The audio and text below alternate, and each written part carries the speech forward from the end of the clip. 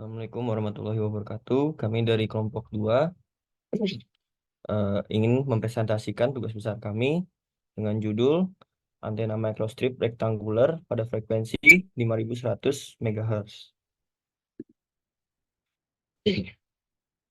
Dengan anggota kelompok kami yaitu Rizky Marfa Zakaria, saya sendiri, lalu ada Najwa Insani Salia Putri, Jonal Frian Munte, dan Farhan Ramadan Putra Hendratno.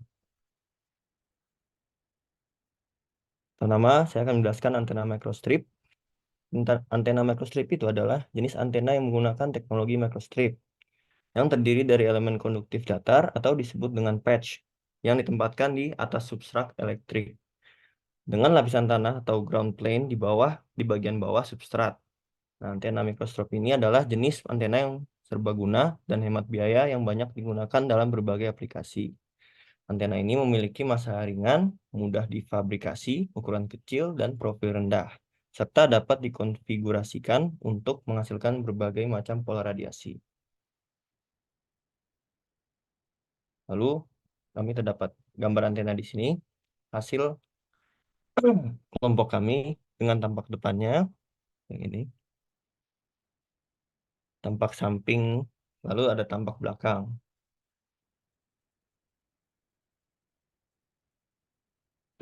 Lalu ada spesifikasi antena kami yang sebelum dioptimasi. Nah, yang pertama ada panjang ground plane, kami mendapatkan 27, lalu lebar patch 14,5, eh, maaf, panjang patch 14,5, panjang feed line 15, lebar ground plane 23, lalu ada tebal ground plane 0,035, lalu tebal substrat 1,4, lebar patch 18,3, lalu ada lebar feed line 3, lalu ada lebar inset 1 dan panjang inset 5.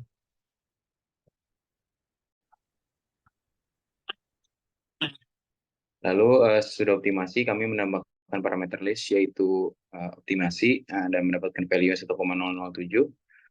Lalu di bagian panjang patch kita kalikan dengan value yang kita dapat dan juga di lebar patch. Lanjutnya.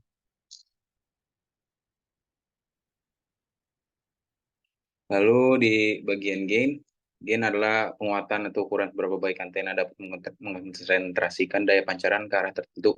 Semakin tinggi gain, semakin terarah pancaran antena dan semakin kuat sinyal di arah tersebut. Gain yang kita dapat sebelum optimasi yaitu 5,8 dB dan setelah optimasi 5,7 dB. Lanjut. Ada bandwidth menunjukkan seberapa lebar jangkauan frekuensi yang bisa diterima atau dikirimkan antena tersebut. Pada gambar yang atas itu ada bandwidth yang kita dapat sebelum optimasi dan yang bagian bawah itu bandwidth yang kita dapat setelah optimasi.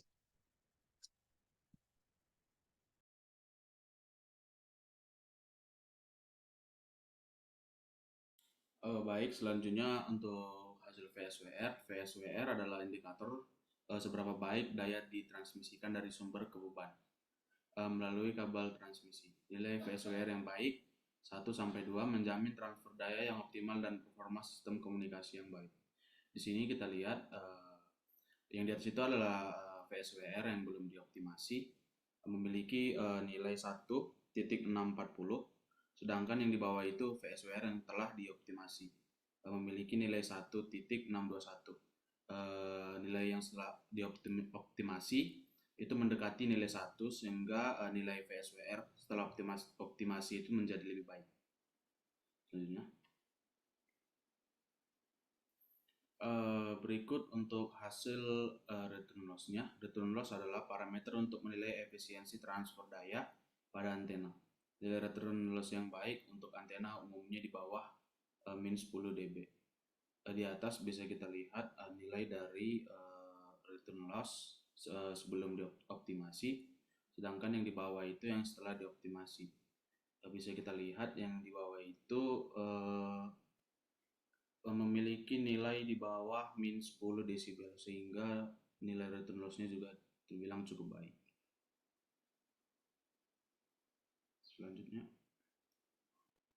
Selanjutnya ada hasil pola radiasi. Pola radiasi merupakan sebuah gambar grafik yang menunjukkan sifat radiasi pada antena sebagai fungsi posisi pada koordinat bola. Pola radiasi dari sebuah antena adalah dipancarkan atau diterima dalam berbagai arah. Berikut gambar pola radiasinya merupakan pola radiasi unidireksional yang memancarkan pola radiasi ke satu arah.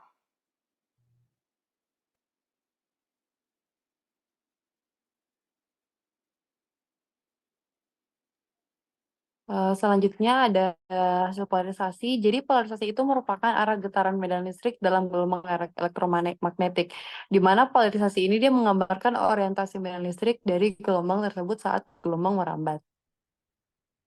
Jadi ini hasil polarisasi yang kita dapatkan sebesar 40 dB. Jadi dia itu termasuk ke polarisasi elips. Selanjutnya kita akan menghitung perolehan link budget. Jadi pertama itu kita mencari loss kabel di angka 5.100 MHz. Jadi kami menggunakan pengurangan antara loss kabel 4.500 MHz dengan 6.000 MHz. Jadi untuk 4.500 MHz itu 8,81 dB per 30 meter, terus 6.000 MHz itu 10,45 dB per 30 M. Jadi hasil pengurangannya 6.000 dikurang 4.500 sama dengan 1.500 MHz dan 10,48 dikurang 8,81 sama dengan 1,64 M. Selanjutnya ada 1.500 MHz itu sama dengan 1,64 dB sama dengan per 30 M dan 100 MHz sama dengan 0,1 dB per M. Selanjutnya ada penambahan untuk mencari loss kabel di 5.100 di frekuensi 5.100 MHz. Jadi 5.100 MHz itu sama dengan 8,81 ditambah dengan 6 dikali dengan 0,11. Jadi hasilnya itu 9,47 dB per 30 M.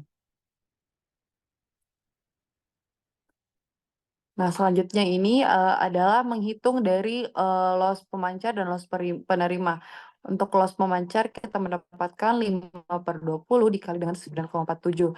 Jadi hasilnya itu 2,36 dB per 5 M. Selanjutnya loss penerima 4/20 dikali 9,47 sama dengan 1,89 dB per 4 M. Nah, selanjutnya kita mencari lambda. Lambdanya itu sama dengan C per F. C-nya sama dengan 3 kali 10 pangkat min 6 per 5,1 dikali 10 pangkat 9. Sama dengan 0,058. Selanjutnya mencari sensitivitas radio. Rumusnya yaitu 10 log V dikali 10 pangkat min 6 pangkat 2 50 ditambah dengan 30. Hasilnya itu min 118,04 dBm. Selanjutnya mencari loss max, di mana mismatch-nya itu sama dengan 0,511 dB. Untuk LTX atau loss dari antena pemancar, kita mendapatkan 4,871 dB dan untuk loss dari antena penerima yaitu 4,401 dB. Sehingga loss maksimumnya 4,124 akar 5 ditambah dengan 4,124 akar 4 sama dengan 17,46 km. Selanjutnya kita mencari jarak kritikal dengan rumus DC sama dengan 4pi dikali WTX dikali HRX per lambda. Hasilnya 4,55 km. Setelah itu kita mencari lagi PRX atau daya dari antena penerima. Gain dari antena penerima yaitu 6,932 dBi dan untuk gain dari antena pemancar itu 6,932 dBi. Sehingga mencari free space loss-nya itu 32,45 ditambah dengan 20 log 21, di mana 21 itu merupakan R. Setelah itu 20 log 5.100 merupakan frekuensi dan kita mendapatkan hasilnya 4.799,98 dBm. Selanjutnya kita mencari LPAT. LPAT itu sama dengan 120 log 5 dikali 4 ditambah 40 log 21 yang hasilnya 209,01. Terakhir kita mencari FM. Rumus FM itu PRX dikurang RX sense. Hasilnya 4.918,02. Baik, untuk selanjutnya itu kesimpulannya. Kesimpulannya adalah antena microstrip rektangular dengan frekuensi yang telah ditentukan sebelumnya, yaitu 5,1 GHz. Antena yang telah kami rancang memiliki nilai VSWR sebesar 1,62, yang cukup baik tetapi belum cukup untuk dapat diterapkan pada berbagai perangkat. Antena yang kami rancang juga memiliki nilai gain 5,857 dBi. Antena ini memiliki nilai return loss sebesar min 12,5, menghasilkan bentuk pola radiasi yang unidireksional, bandwidth sebesar 72,1 MHz, dan polarisasi yang elips.